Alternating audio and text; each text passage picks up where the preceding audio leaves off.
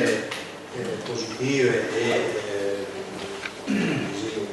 buone di onorarlo e di ricordarlo con dei contributi. E questo contributo si pensare di domandare a Remo Cacciti, che la passata l'ha pronunciata nelle memorie, nelle riflessioni sulla Sollicese in occasione della messa degli Giants della Moara, e da cui mi domandate anche a Sandro Azzaeri di scrivere un intervento sulle maniere di lavorare di Gilberto e sui suoi insegnamenti. E così dopo il CIRF, il Centro Interdipartimentale per lo Sviluppo della Lingua e Culture Furlane dell'Università del Friuli, ha deciso di pubblicare questi libri. E invece due rappresentanti a quadri, se vi ringrazio di farvi accettare l'invito e di sei news chi a sentire le presentazioni e anche a sentire dopo il coro dell'università che accenderà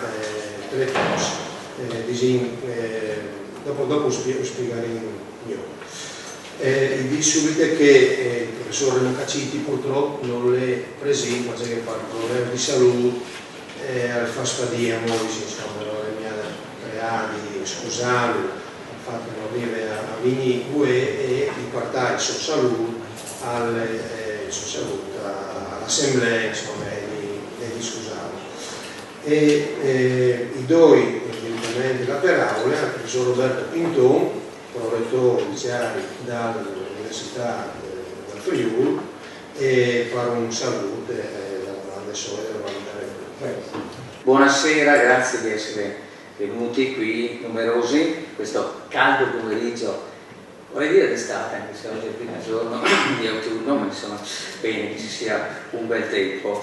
E io porto i saluti naturalmente del nostro rettore, impegnato in missione fuori sede, e ovviamente dell'università a cui il CIRF appartiene come centro interdipartimentale, che è stato ricordato dal delegato del rettore, che è il professor Peter Lunghe. È un piacere essere qui questa sera a sentire anche la presentazione di questo volume, che in realtà è uno dei quaderni del CIRF. Il CIRF è molto attivo naturalmente in questo tipo di attività, ma soprattutto perché è dedicato a Don Gilberto Pressacco. Io ho avuto poca in realtà occasione di conoscerlo, anche se ero qua quando è venuto già da 11 anni, ma soprattutto dalle parole e da ciò che mi veniva detto, che è stato raccontato anche dopo dal collega amico, il professor Angelo Vianello, emerito e grande amico di Don Gilberto Pressacco. È chiaro che a tutti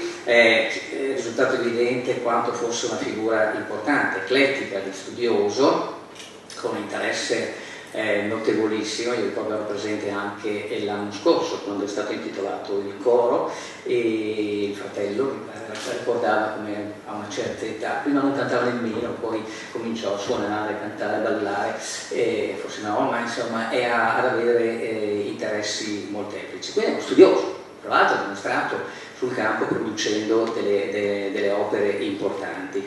E è anche un esempio di caparbietà e determinazione culturale, quello che si chiama anche autonomia culturale, autonomia anche di pensiero. E l'Università di Udine è sempre stata attenta a questi personaggi, e a uomini e donne di cultura. Quindi non solo perché c'era una collaborazione anche intima con colleghi, componenti, ma proprio perché c'era anche una viva condivisione di intenti. Era un insegnante, quello che ho sentito anche dire spesso, un maestro di umanità. Quindi insomma, se l'università non è solo produrre pubblicazioni o insegnare di chimica, di fisica e matematica, questi sono valori molto importanti. Noi abbiamo dato un piccolo contributo, naturalmente intitolando un coro. Non è banale, visto che lui ha fondato e diretto il coro Candote, che se non ricordo male portò a cantare il Gaudeamus in una delle inaugurazioni della Adesso non se lo ricordo quale, e quindi poi adesso naturalmente lo cantiamo tutti insieme, è un disastro. Molto meglio aver fondato un altro coro e lasciarlo cantare a loro. Il coro, poi vi comunico, dell'università, intitolato Don Gilberto Sacco è diventata un'associazione, quindi ha avuto un'ulteriore valorizzazione che l'università vuole dare a questa istituzione, quindi si doterà anche di un'attività decisamente importante, al punto che nel libro che celebra i 40 anni della nostra università, che non a caso abbiamo intitolato Disegnando il futuro, un posto, una citazione va anche al coro dell'università. E perché è importante bello essere qui? Perché ciò che è stato detto, le parole che abbiamo dette sono belle, importanti, eccetera, ma ciò che rimane poi è quanto viene scritto. Quindi è davvero un piacere che anche CEF abbia deciso di pubblicare questo quaderno, che poi peraltro ha i contributi di Fabio Alessi, che posso dire direttore del coro, oltre che un insigne studioso, Sandro Azzele e purtroppo, come abbiamo sentito, Caccitti, che non è potuto intervenire. Quindi questa nostra attività, fra l'altro i quaderni sono pubblicati da Forum, che è la nostra casa editrice, non sono molte università che hanno una casa editoriale accademica. Devo dire qua anche di nuovo una citazione ai nostri colleghi, anche a Angelo Vianello naturalmente, per aver sostenuto nei momenti magari di crisi di questa casa editrice, e adesso grazie all'azione del rettore averla rilanciata come una vera casa editrice universitaria. Quindi noi cosa facciamo? Prendiamo questa responsabilità, ce ne facciamo carico e naturalmente ci affianchiamo a quella che è l'associazione culturale che è intitolata Don Gilberto Pressacco, che tra l'altro è presieduto da gli angeli custodi che siedono in questo tavolo, Flavio Pressacco e Angelo Vianello, sono professori emeriti della nostra università. Quindi insomma dei calibri anche a presidiare questo tipo di attività. Quindi io sono sicuro che oggi avremo anche un bel contributo da parte degli attori, io sono qui e li ringrazio di essere, e credo che anche tutti voi potrete avere un grande, come dire, un messaggio da portare a casa anche da questo tipo di quaderni. Immagino che i quaderni siano disponibili poi. Assolutamente sì, sono a disposizione. Chiunque è interessato può prendere una copia, e anche più di una copia. Bene, se no mi avreste potuto fare una figura barbina, e quindi ringrazio anche naturalmente i fratelli e familiari per essere qui con noi a festeggiare, possiamo dire, è un momento felice, questo motivo di ricordo di un grande personaggio. Grazie.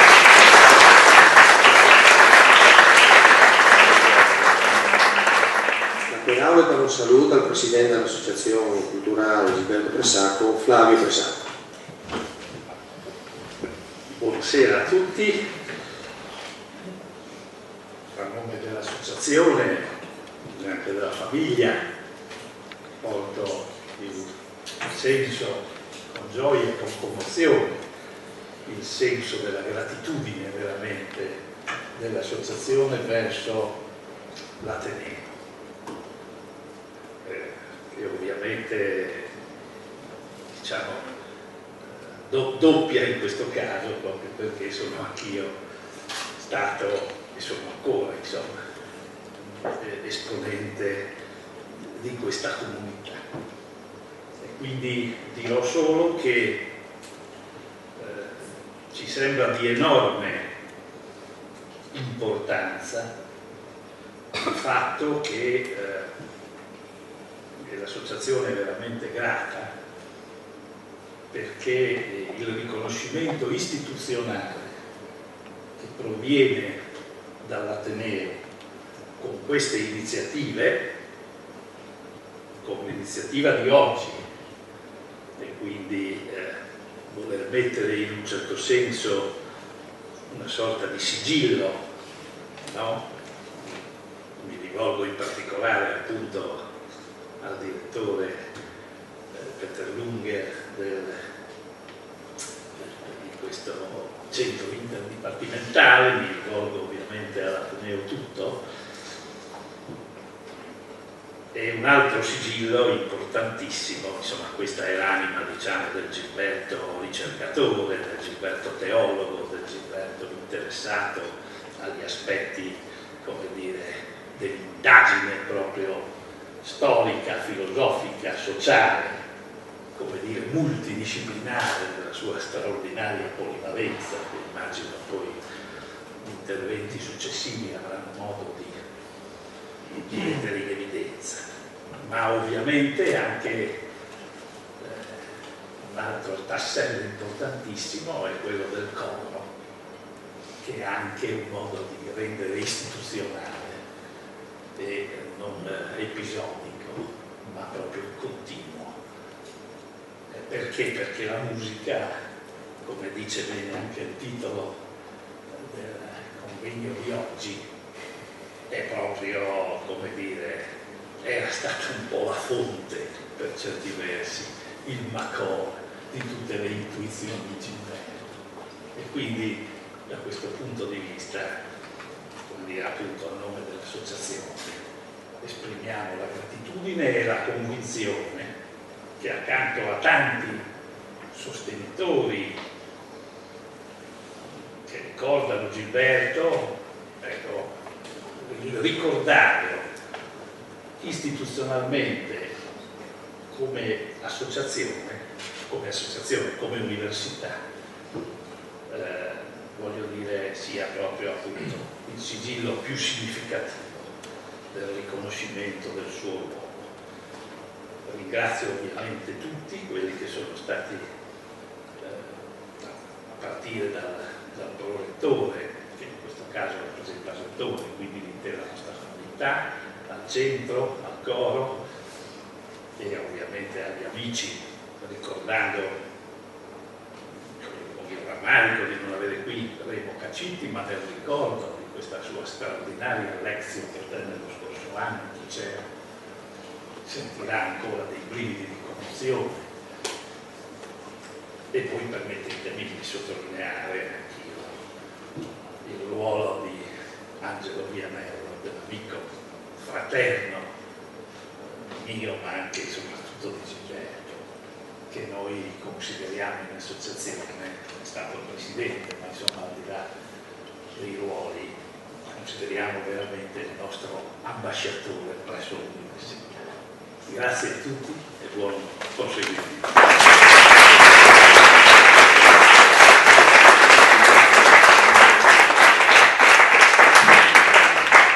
Grazie a Fabio Pesac per Aulis e vuoi dire che ringrazio Agno Vianel che sta in qualche maniera che ha suggerito di mettere insieme chi si intervenne e dunque dall'idea perché questi libri insomma che si può dare dal CIRF al Vignes pubblicare.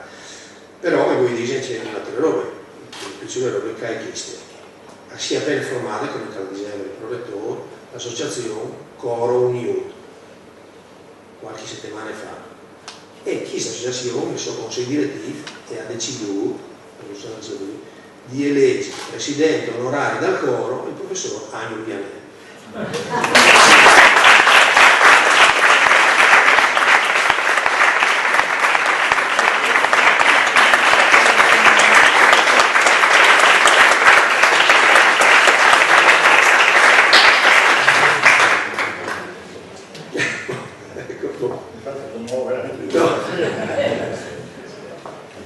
Grazie. Ecco.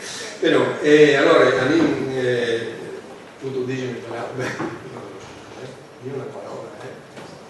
A questo punto sono obbligato a intervenire anche se avevo chiesto di non intervenire perché non voglio apparire come il prezzemolo di tutte queste situazioni. Allora, innanzitutto, dato cosa vi è stato riferito e io ho sentito per la prima volta questa sera, sono commosso e profondamente grato a chi ha proposto il mio nome e chi ha approvato anche questo incarico. Effettivamente sono legato sia, come ben sapete, alla figura di Don Gilberto Pressacco, che come giustamente ha detto Flavio era un mio amico fraterno, ma sono anche legato poi a questo coro dedicato a Don Gilberto, a cui sono profondamente legato proprio perché costituisce un atto importante che va oltre una dedica di un coro a una persona, perché dimostra come l'università è in grado di accogliere e valorizzare anche, purtroppo dopo la morte, i suoi più grandi uomini di cultura. E Don Gilberto è stato questo, un grande uomo di cultura di questa terra, per cui questo legame è profondamente bello ed è un grande riconoscimento, prima di tutta la memoria di Don Gilberto.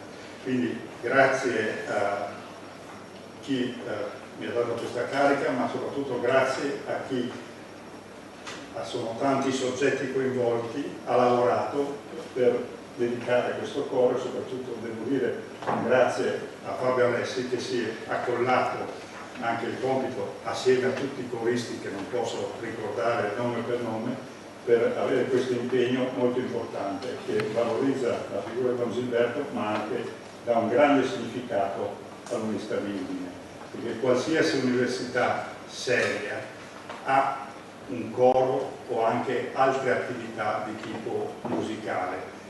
Le grandi università tutte possiedono almeno un coro o altre attività consimili. L'università aveva avuto dei precedenti, ma ora ha fatto un passo decisivo proprio con la fondazione di questa associazione. Per cui vi ringrazio dal profondo del cuore e ringrazio soprattutto tutti quelli che hanno contribuito a realizzare questo grande sogno, che è anche il mio sogno. Grazie.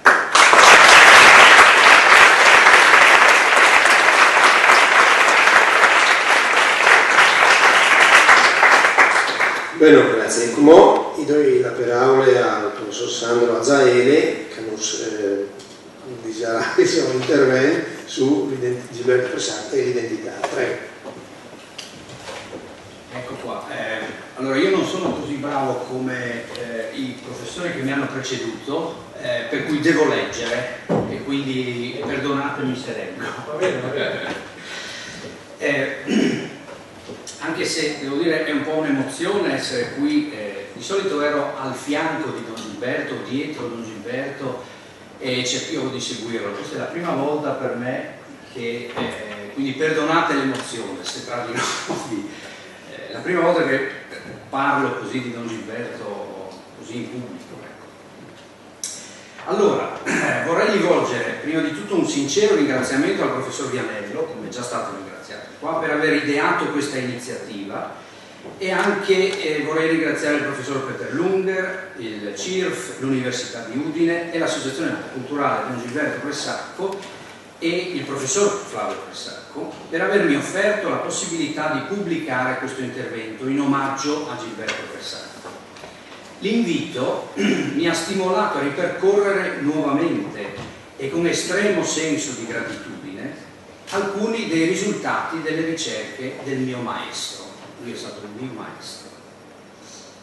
La lontananza geografica tra la contea dello Yorkshire, in Inghilterra, luogo in cui vivo e lavoro, e il Friuli, mi rese difficile pensare a Fressacco al di fuori del contesto friulano. Valli e brughiere di queste aree nordiche vicine al Vallo di Adriano formano paesaggi incantevoli, ma alquanto lontani dal Friuli. C'era qualcosa di più. Volevo anche capire quali dei metodi e risultati delle ricerche di Fressacco potevano essere collocati in un contesto più ampio rispetto al luogo di origine. Cosa ci ha veramente insegnato? O meglio, cosa ho imparato come allievo? Così, per aiutarmi in questo processo di avvicinamento, ripensai a uno dei periodi più importanti per Aquileia, il IV secolo d.C., quando Aquileia e York erano politicamente ben più vicine di oggi.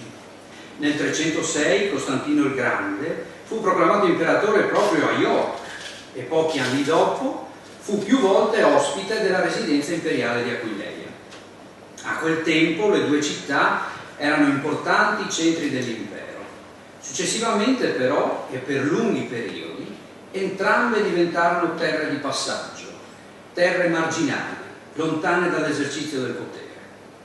Furono questi elementi di continuità che crearono nella mia mente una sorta di affinità tra queste due piccole regioni lontane, suggerendomi che la ricerca storica, anche se locale, può essere veicolo e stimolo di riflessioni ben più generali.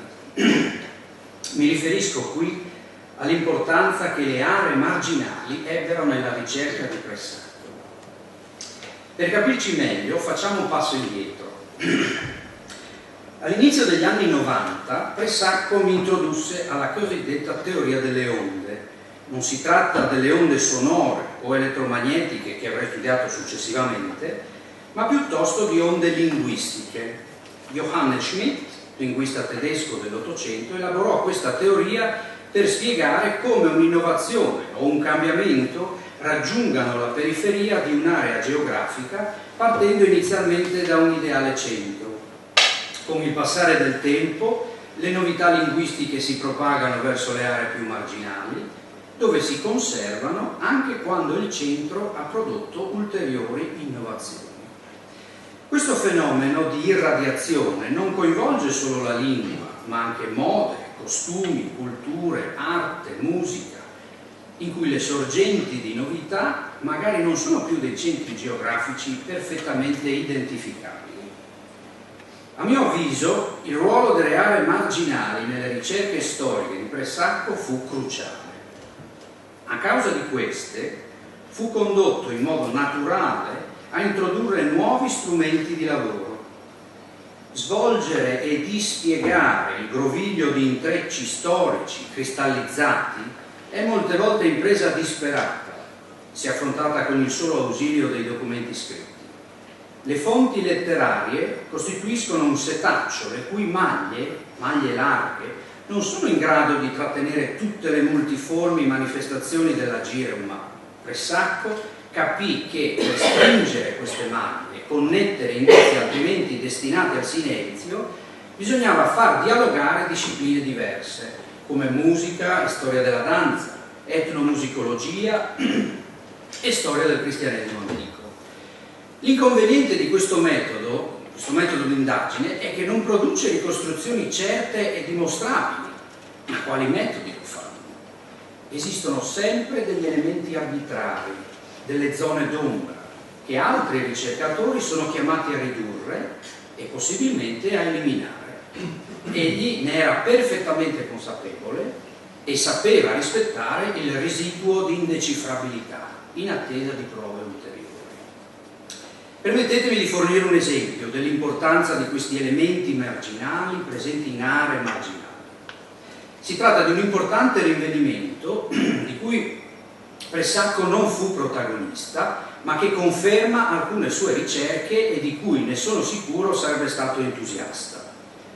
Come ci ha insegnato Giulio Cattin, insigne musicologo scomparso nel 2014 e maestro a sua volta di Pressacco, del rito e della musica aquileiesi oggi ignoriamo pressoché tutto, anche se, pur in assenza di prove dirette, possiamo certamente ipotizzare che anche Aquileia avesse una sua liturgia e un suo repertorio di canti. A partire dal IX secolo, in pratica dal periodo del patriarca Paolino II, sappiamo che cominciò a imporsi la riforma liturgica carolingia, che prevedeva l'omologazione dei riti locali alla liturgia romana. Seguendo la teoria delle onde, di cui vi ho appena parlato, però, alcune delle aree più lontane dai centri urbani dovrebbero essere state in grado di conservare tracce antiche, ormai scomparse dal centro da cui irradiavano. Là bisogna cercare, come diceva Gilberto Pressacco. E fu Angelo Rusconi a rinvenire e poi a pubblicare nel 1998 il Sacramentarium Patriarcale di Como, stampato originariamente nel 1557. In esso si raccolgono elementi del rito patriarchino in uso nella diocesi di Como, la quale, in seguito allo scisma dei 3 capitoli, si legò ad Aquileia e ne rimase suffraganea fino alla soppressione del patriarcato.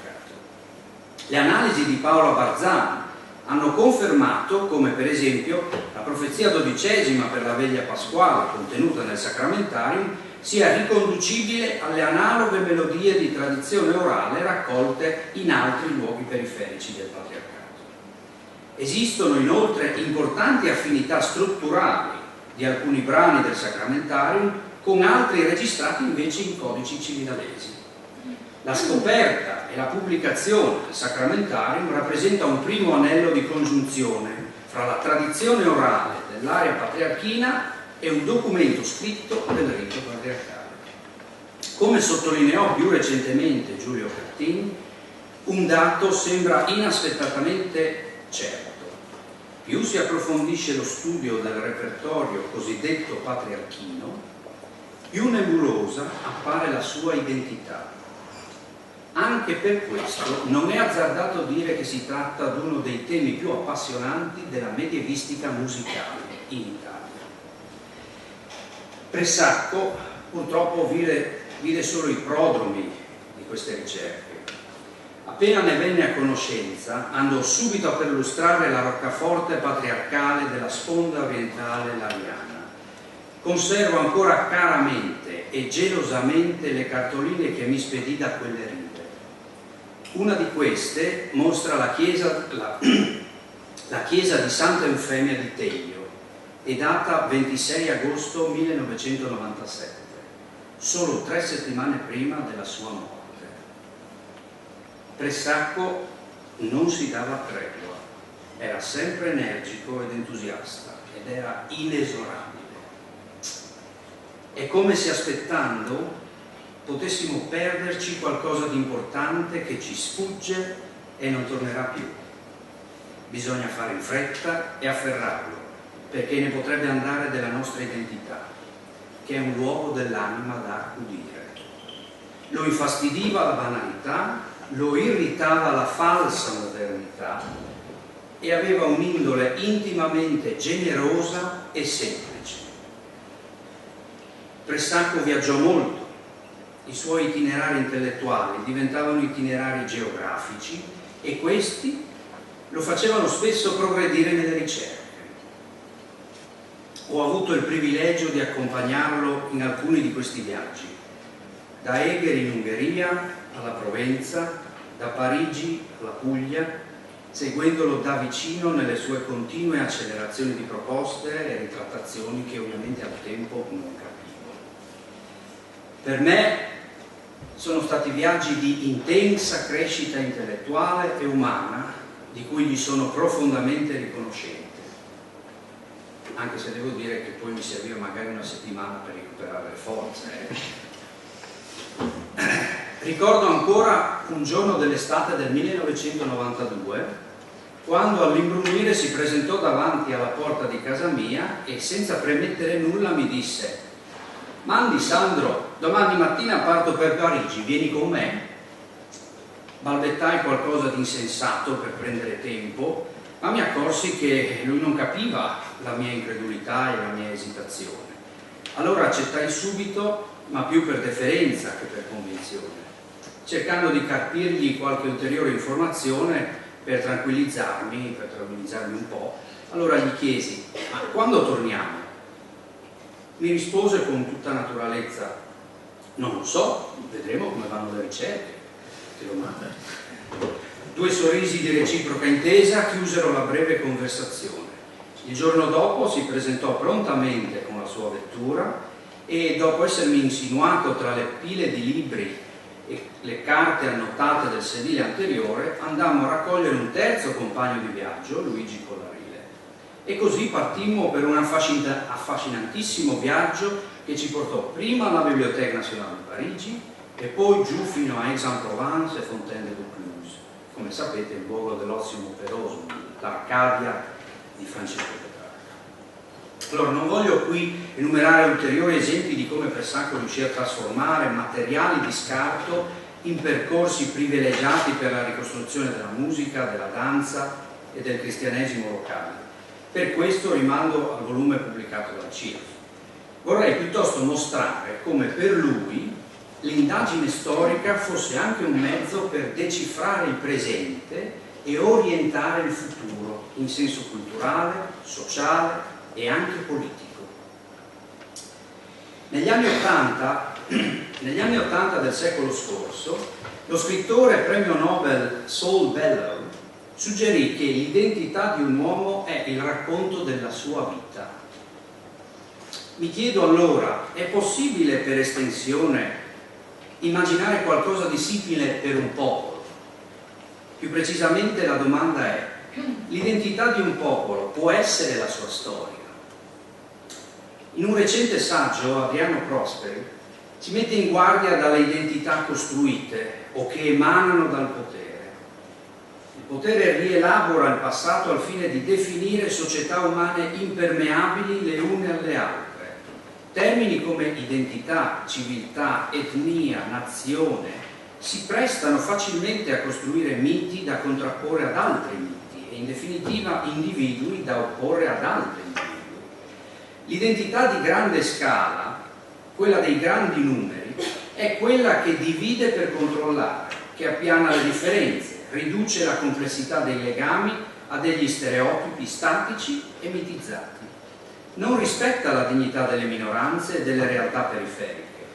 Esiste infatti un interessante e profondo legame tra le radici storiche cercate opportunisticamente dal potere per costruire identità omologanti e le libertà individuali.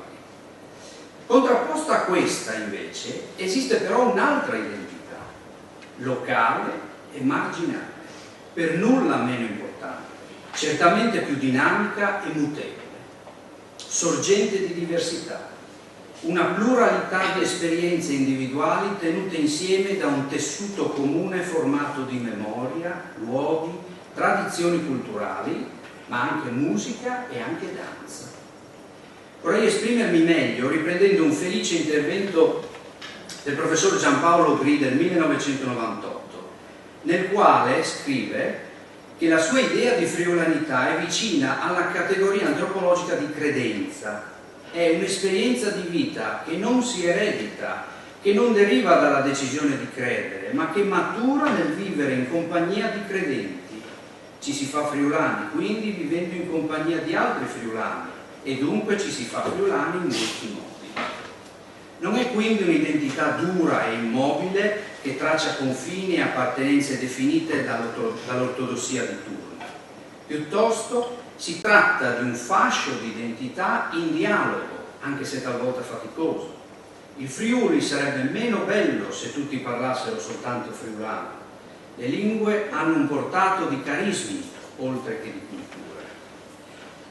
Localmente, quindi, qui in Friuli, le antiche melodie appartenenti al canto liturgico di tradizione orale, le cerimonie montane di vestizioni delle Madonne, ho presente quella di Gosta, Casauris, le illustrazioni delle campagne aquileiesi, ma anche le varie vicende di torti subiti, o ancora la marginalizzazione secolare, hanno costituito la trama e l'ordito di un tessuto identitario, quello della plebs fidelium del territorio aquileiese. Tutto questo può ancora dirci e darci qualcosa per capire chi siamo oggi. Pressacco accettò questa sfida e nel 1995 scrisse un interessante contributo storico-culturale per il Forum di Aquileia, un'iniziativa politica animata da un gruppo di intellettuali friulani che si erano riuniti per sviluppare politicamente una rinnovata idea di regione, rispettata dallo Stato e rispettosa delle proprie minoranze.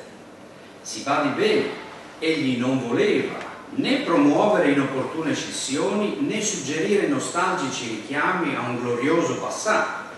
Il suo era un tentativo di opporre una schiera di paratie all'inarrestabile avanzata dell'onda di omologazione, che invade e pervade ogni aspetto della vita contemporanea occidentale, inclusa la politica. Per Pressacco, forse il segno più emblematico della nostra identità storica e culturale è quello che lui definisce il fatto più clamoroso della storia aquileiese, della storia della Chiesa di Aquileia, lo scisma dei tre capitoli. Si tratta di un lungo periodo, 150 anni circa, a cavallo del VI-VII secolo, nel quale la Chiesa di Aquileia rimase separata da quella di Roma. Al di là della dura contesa dottrinale che coinvolse complesse dispute teologiche, quello che caratterizzò lo scontro fu una fortissima ingerenza di potere sia da parte dell'imperatore Giustiniano sia di Papa Pelagio I. Quest'ultimo sollecitò più volte l'intervento militare per reprimere lo scisma. Si scagliò duramente contro il patriarca Paolino I di Aquileia e accusò tutti gli scismatici di vantarsi della loro rusticità, de sua rusticitate gloriate, come ci diceva Giuseppe. Secondo Pressacco, dietro questo vanto si cela il desiderio di difendere un cristianesimo rustico, forse marginale, ma identitario e tipico del territorio aquileiese delle Campane, contro cui l'arroganza cesaro-papista si era scagliata. Questa intrusione di potere ebbe un importante ruolo nella formazione della nostra identità storico-culturale, come egli fece vedere in ricerche successive.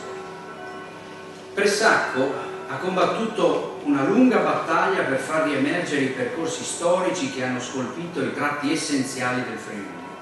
Infatti, un'identità senza passato si espone all'arbitrio del presente, si rinsecchisce come albero senza radici. Ha combattuto anche una battaglia sociale, che potremmo definire in un certo senso anche sociologica e antropologica, che non si è fissata su documenti scritti, ma che fu altrettanto importante. Ne parlava nelle chiese, nei concerti, negli incontri pubblici, nei bar e con gli amici. È la battaglia contro la dittatura del consumo, che sta tranciando il legame fecondo tra passato e presente, oltre che plasmare e deformare la nostra identità. Ricordo qui una infuocata omelia in occasione della festa di San Lorenzo Martire, nella quale Pressacco delineò lucidamente un'analogia tra il basso impero del III secolo e gli ultimi anni del secolo scorso. Anche oggi esiste una religione, una sorta di paganesimo, di puro culto, che con i suoi riti e il suo fasto sacrale crea inquietudine e frustrazione, promettendo felicità ed espiazione.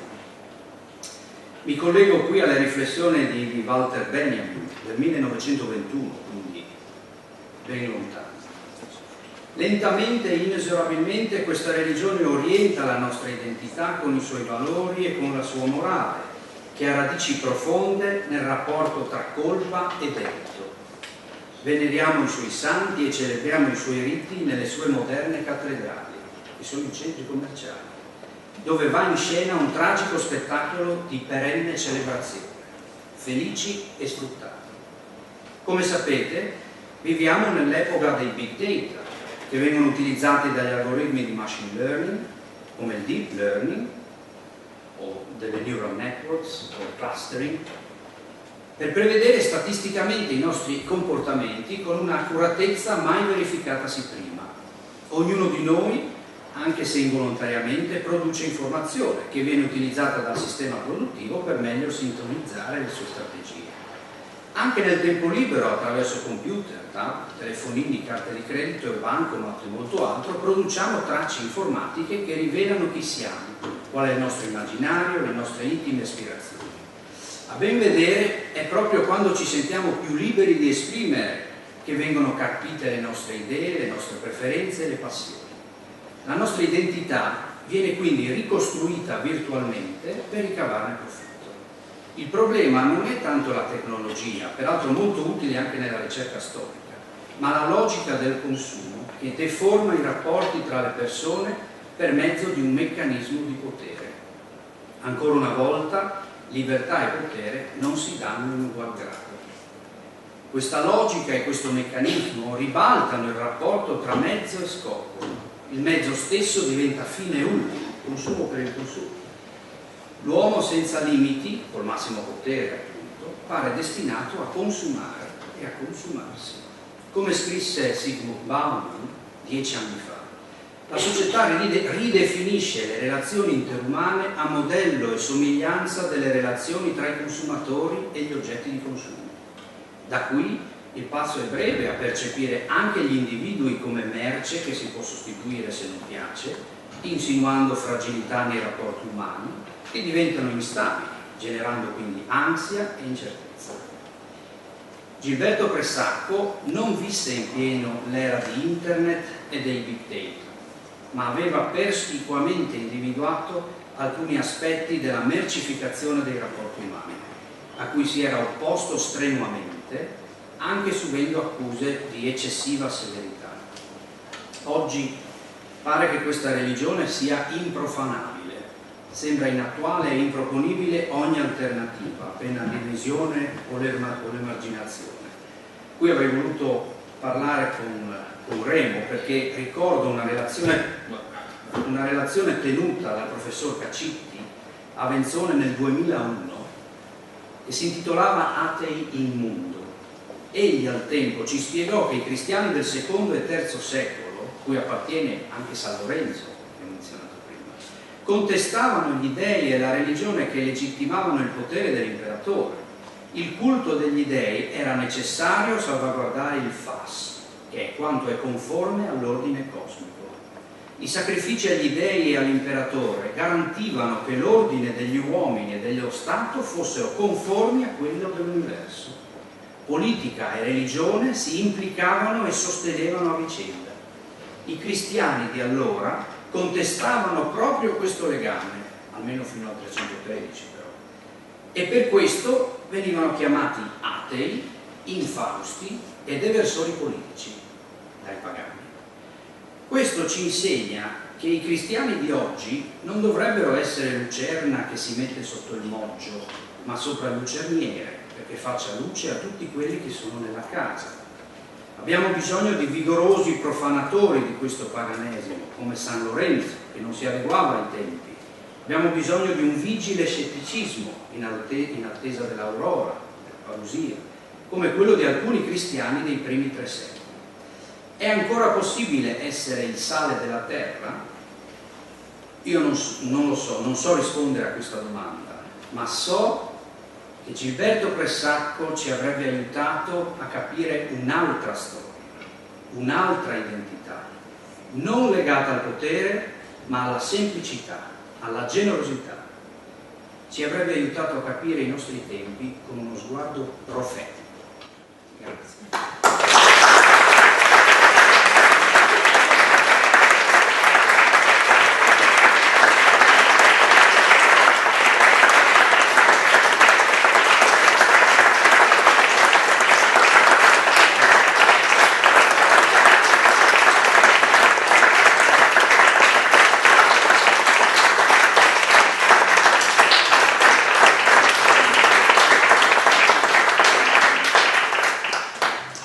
Grazie Sandro per questo appassionato intervento.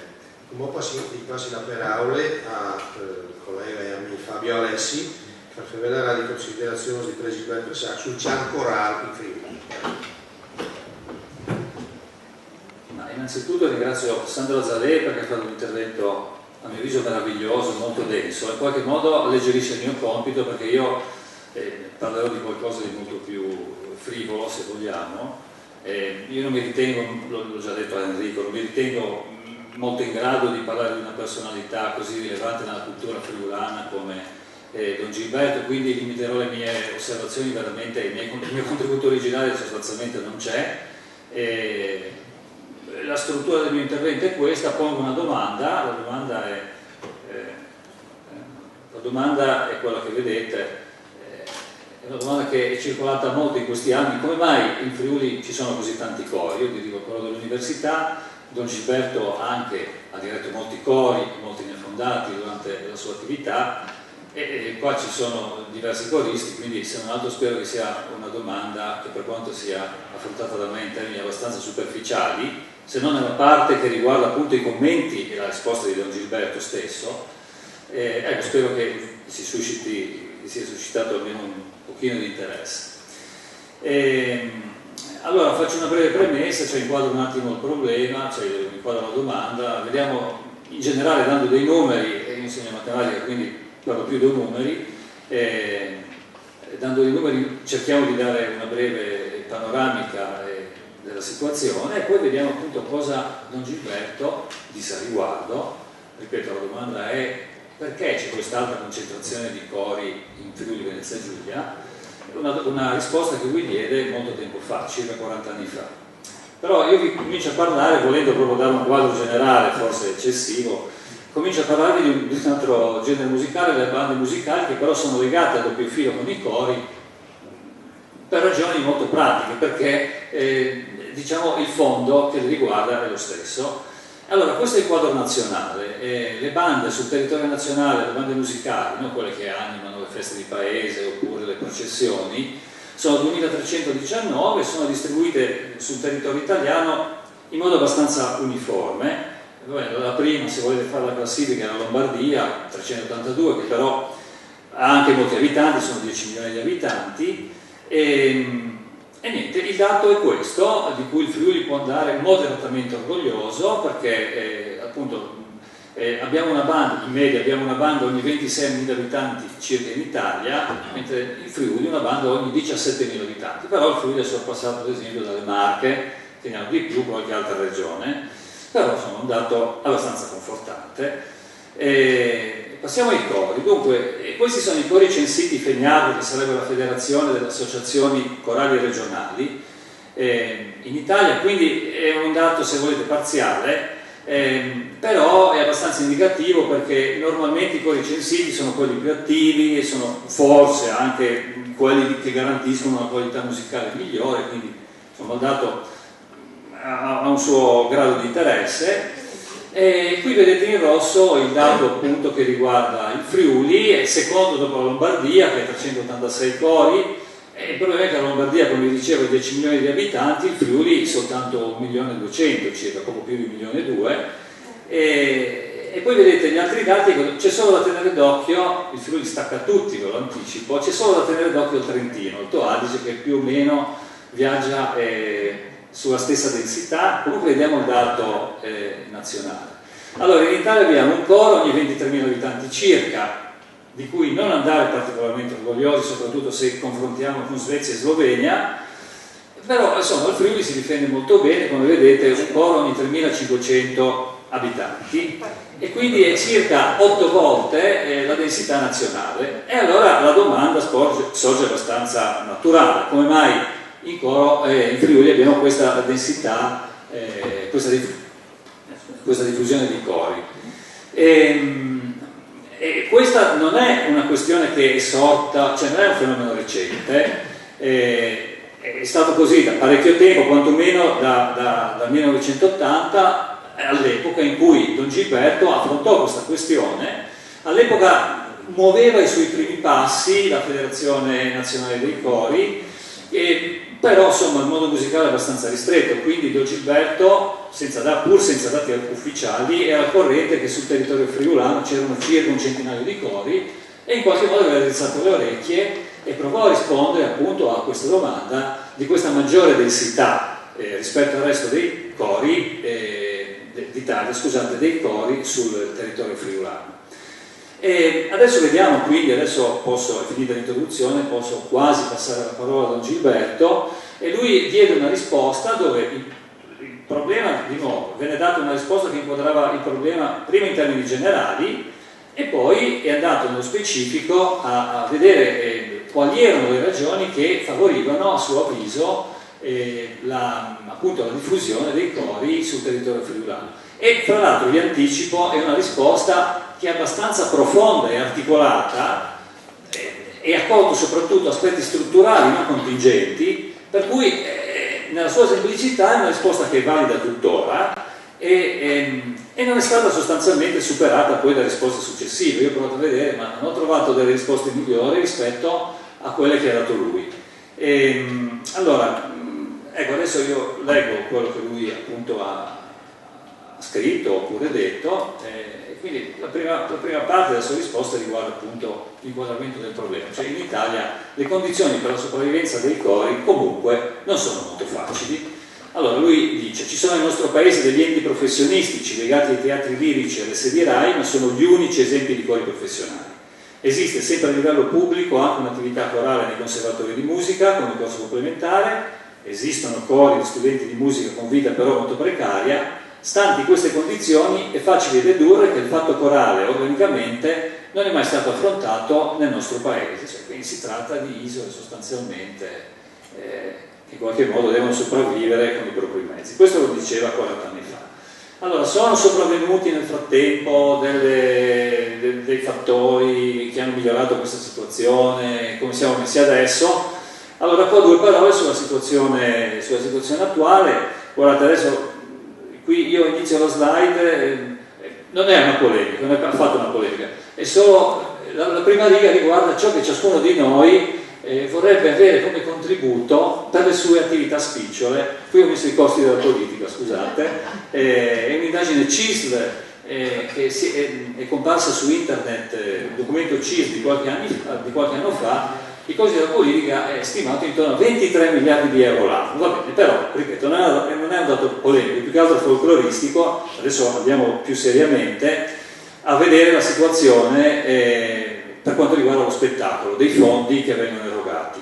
Allora, c'è questo FUS che venne istituito qualche anno fa, che nel 2017 ha stanziato 331 erotti milioni di euro, che sono stati ripartiti in vario modo appunto per lo spettacolo, in particolare il 56%, non il 54% alle fondazioni liriche, per cui ad esempio la Scala prende 29 milioni di euro, poi abbiamo, vedete, la ripartizione, 21% alle attività teatrali, ho messo in rosso 18% attività musicali, perché insomma il 18% di 331 milioni di euro viene fuori qualcosa intorno ai 65 milioni di euro, quindi una fetta abbastanza buona.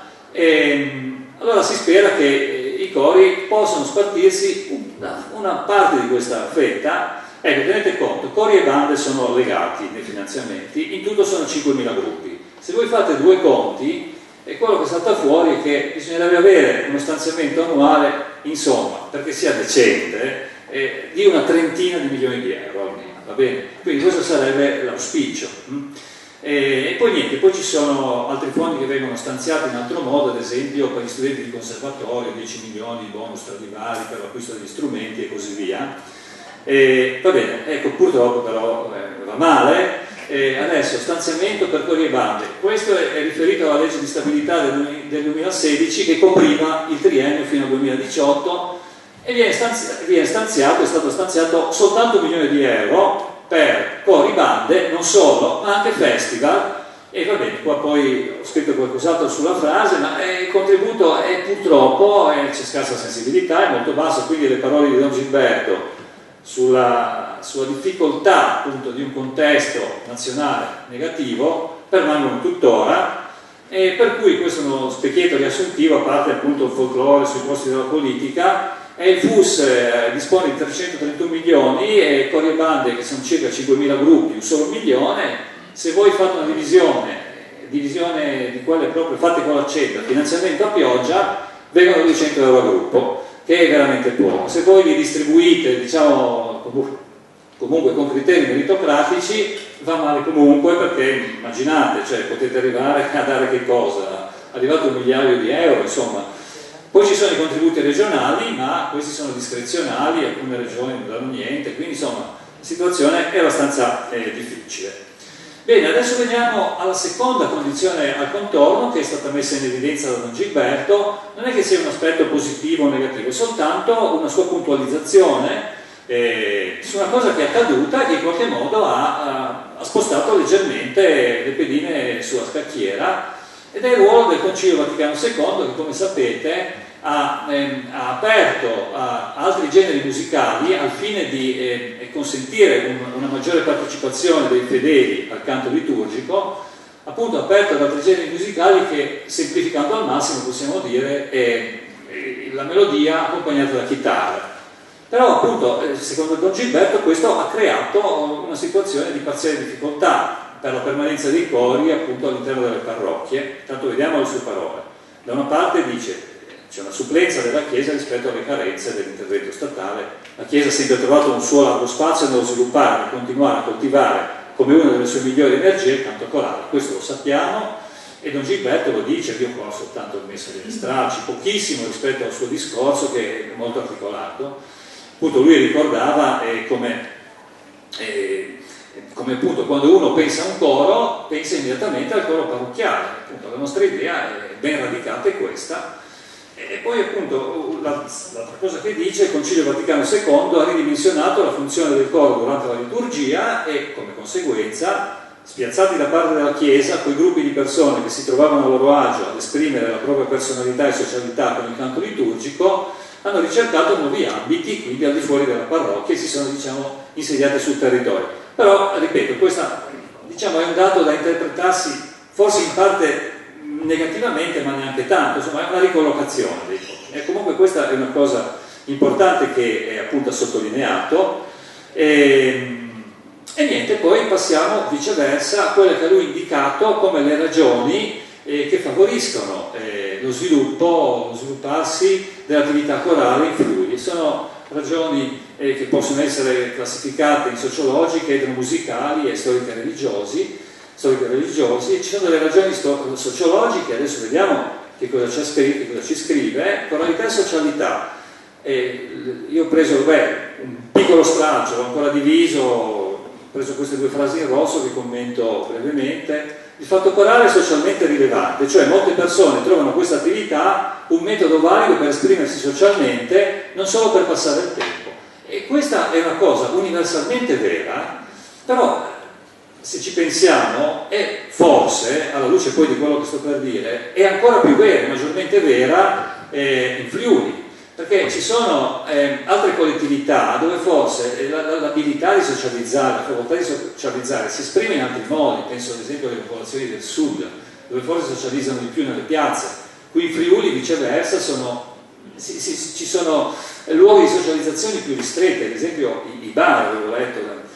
E adesso io faccio un incrocio tra questa frase di Don Gilberto e un'indagine che venne fatta da un neurologo, dal primario di neurologia Giovanni Pessina, anzi no scusate, torno indietro, Giovanni Pessina, che fu primario di neurologia sempre negli anni '80 per lungo tempo, e fece degli studi proprio sul carattere dei friulani. Adesso io vi ho fatto sparire subito la slide perché vi devo preparare. Sembra un fendente terribile contro i friulani, ma in realtà gli autori stessi si premurano a un certo punto di sottolineare come quello che voi potete leggere come molto negativo in realtà ha un rovescio da interpretarsi come assolutamente positivo. Quindi adesso leggete ma non spaventatevi. Allora attenzione, qui c'è da vedere come la coralità si lega con la socialità, e io vi sto dicendo sul territorio friulano questo legame è particolarmente forte. Allora leggete la caratterizzazione. Il friulano, secondo appunto questa ricerca scientifica, risulta tendenzialmente introverso, inibito, con orientamento pessimistico e conservatore, fondamentalmente timido, portato al sentimento e all'ingenuità, quasi completamente privo delle doti che condizionano il successo sociale. Bene? Allora, vi dico, gli autori dicono, attenzione, sono da leggere anche in positivo. Però se voi pensate a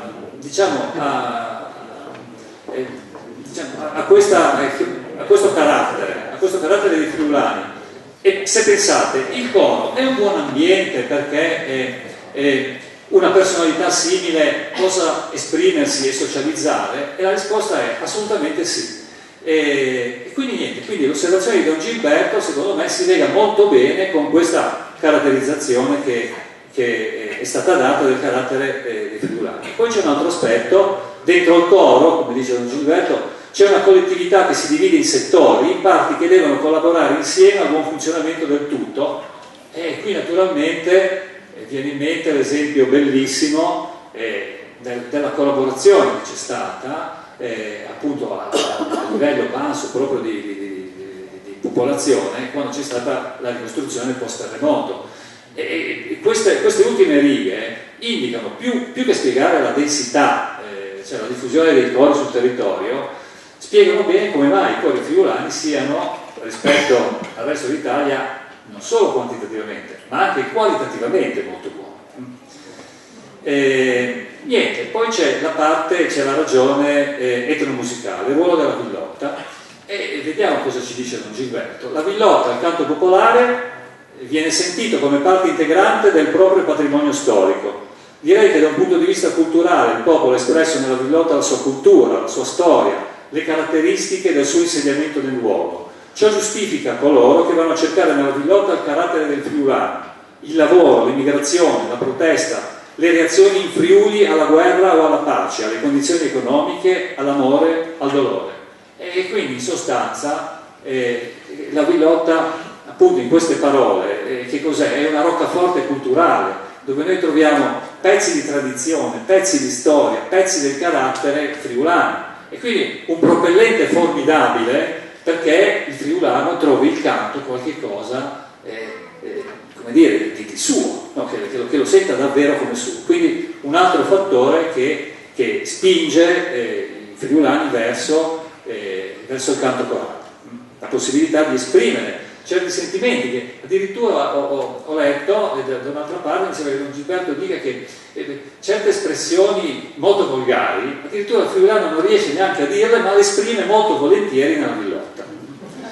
E poi niente, ecco qua però io dico pochissimo, presento questa immagine e qui c'è tutta la storia di Don Gilberto. L'ultima ragione ovviamente che è indissolubilmente legata allo sviluppo dei cori e alla tradizione aquileiese, e ripeto, qui c'è tutto il filo che Don Gilberto ha tessuto, questo filo che lega il patriarcato di Aquileia alla storia del Friuli, alla musica in Friuli, è un filo che appunto parte da lontanissimo. Io qua voglio solo presentare, perché poi per tutto il resto io non posso altro che invitare voi e invitare anche me, perché io veramente non so niente, cioè ho soltanto approfondito, sto approfondendo qualche cosa adesso, ma so veramente poco. Quindi presento solo questa immagine che è molto bella, queste parole di Don Gilberto, che appunto a testimonianza dell'importanza della tradizione aquileiese, no, e del rilievo che aveva la musica corale già nel IV secolo, come ha sottolineato prima di me Sandro Zavelli, che a un certo punto ha fatto un accenno proprio al IV secolo. Allora, le parole di Don Gilberto: le documentazioni storiche che noi abbiamo per il canto corale in Friuli risalgono con certezza al IV secolo e per la precisione all'anno 378. San Girolamo, in una nota del suo cronico, parlando della chiesa aquileiese, più specificamente dei clerici aquileienses, ossia del gruppo di persone che servivano nella chiesa di Aquileia, dice di essi che quasi chorus beatorum abentur, sono reputati come un coro di angeli. Il che vuol dire che certamente nella chiesa aquileiese il canto sacro era tenuto di molta considerazione ed anche coltivato in modo artisticamente lodevole. Ecco, io con questa bella immagine di Don Gilberto sull'importanza appunto della tradizione aquileiese concludo il mio intervento. Vi dico, il riferimento è stato, dal quale ho tratto le sue parole, è stato prevalentemente questo, e spero di non avervi annoiato e vi ringrazio per l'attenzione.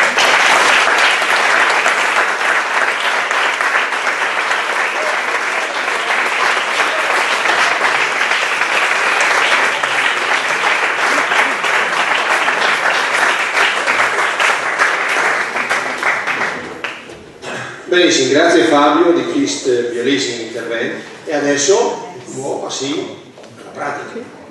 Vi fermerà di Vilottis, prego i coristi di alzarsi in piedi. E adesso un'esemplificazione. Allora, adesso cantiamo una Villotta che è ben verso il tema appunto dell'emigrazione del friulano, e chi la sa la canta con noi, insomma. Senza problemi. No.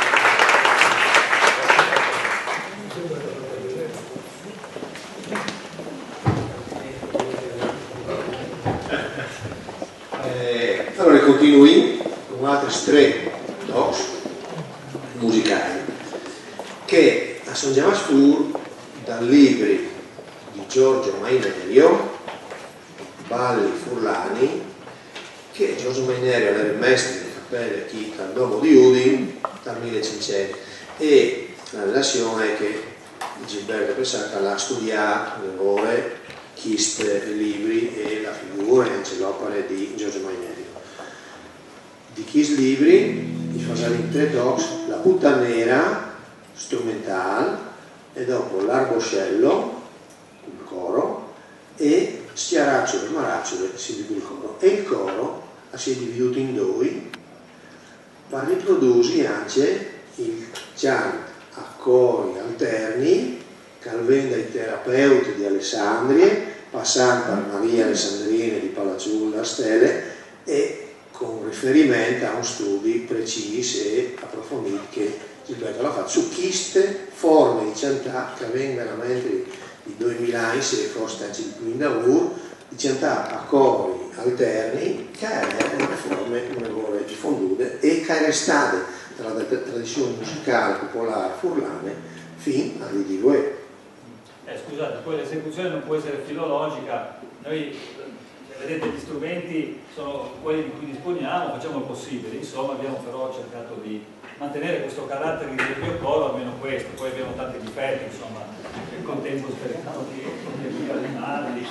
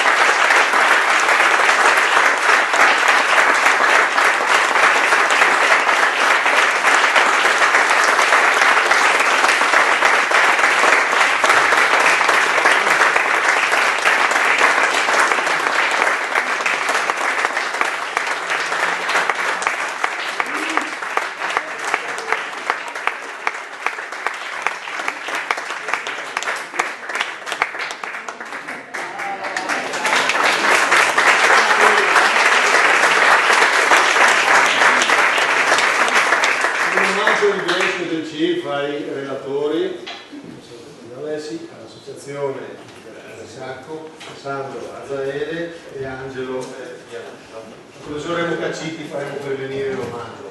Bene, adesso siete tutti invitati a bere un tagliotto